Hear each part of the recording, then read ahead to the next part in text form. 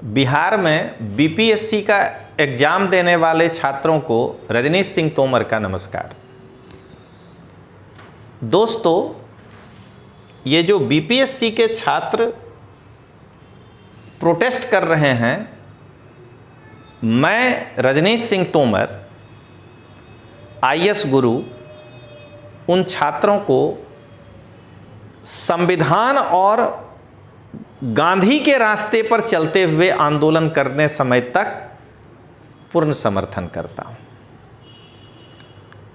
मेरे भी कुछ विचार हैं इस बीपीएससी में, जो मैं बीपीएससी के चेयरमैन साहब को बताना चाहता हूं, और मैं उम्मीद करता हूं कि बीपीएससी के चेयरमैन साहब इसको सुने और छात्र हित में कोई निर्णय लें।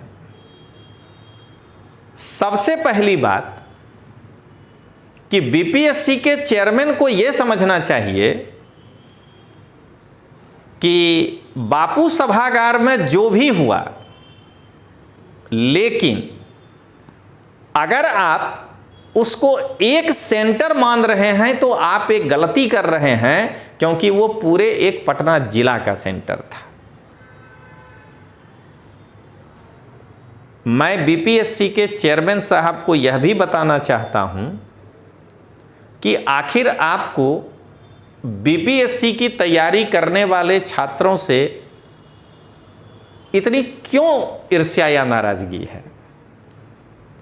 अरे कोई आप अपने घर से तो पेपर छाप करके अपने घर का पैसा लगा के तो दोबारा टेस्ट लीजिएगा नहीं। बिहार के जनता के द्वारा दिए गए टैक्स में से ही ना आपको जो है पैसा मिलेगा। तो बिहार के उसी जनता के बाल बच्चों का ये पेपर है, परीक्षा है, तो उसमें आप ऐसा क्यों करना चाह रहे हैं कि जैसे आपको घर से 2 करोड़ रुपया लग जाएगा इस परीक्षा को दिलाने में? इसलिए जहां तक संभव हो सके बीपीएससी के चेयरमैन श्री को मैं यही कहूंगा कि आप ये पेपर रद्द करिए सीधा सीधा और नया डेट दीजिए।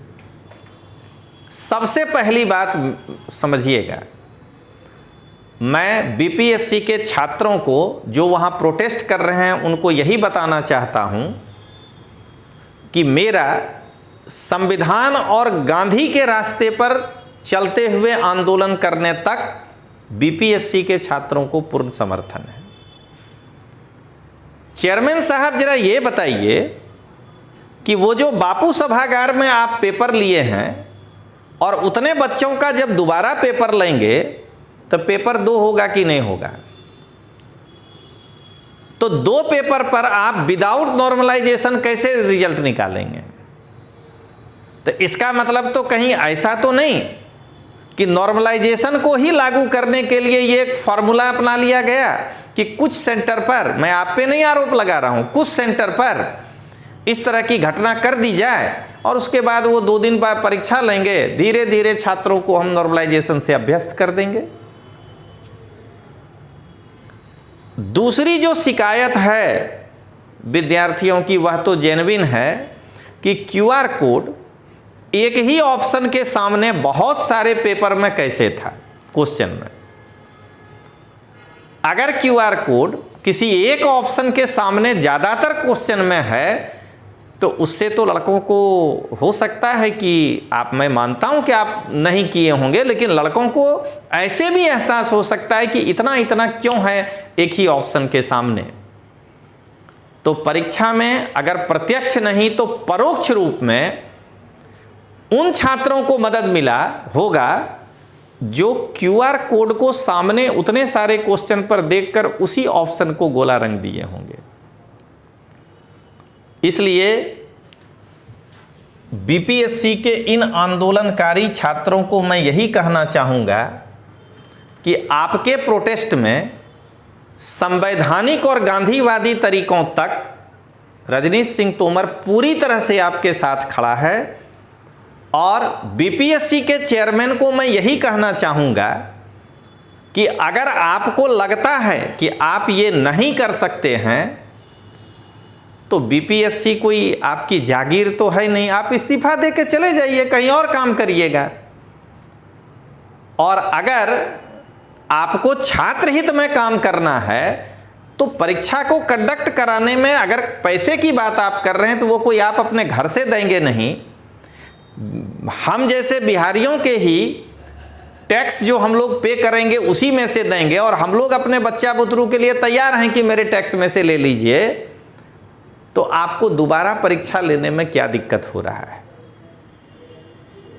तो अंत में मैं यही कहकर अपने बीपीएससी के प्रोटेस्ट करने वाले छात्र का समर्थन कर रहा हूं कि आपकी मांग जायज़ है, और बीपीएससी के चेयरमैन साहब जितना जल्दी ये समझ लें, क्योंकि आप एक दिन जैसे ही दूसरा पेपर लेंगे वो नॉर्मलाइजेशन में जाएगा ही जाएगा। इससे अच्छा है कि आप ये 1 डे और 1 पेपर जो है लेकर के आप इस विद्यार्थी के निराशा और जो पारदर्शिता की कमी रह जाएगी अगर आप नॉर्मलाइजेशन में निकालते हैं तो उसको आप दूर करिए। तो चलिए दोस्तों, आज इतना ही।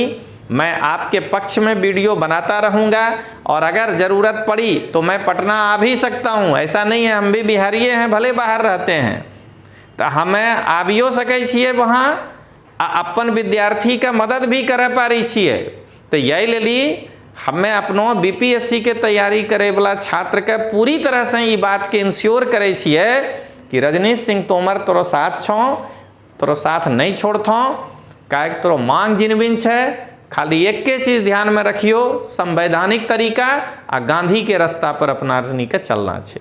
तो चलिए दोस्तों, मिलते हैं, तब तक के लिए जय हिंद, जय बिहार।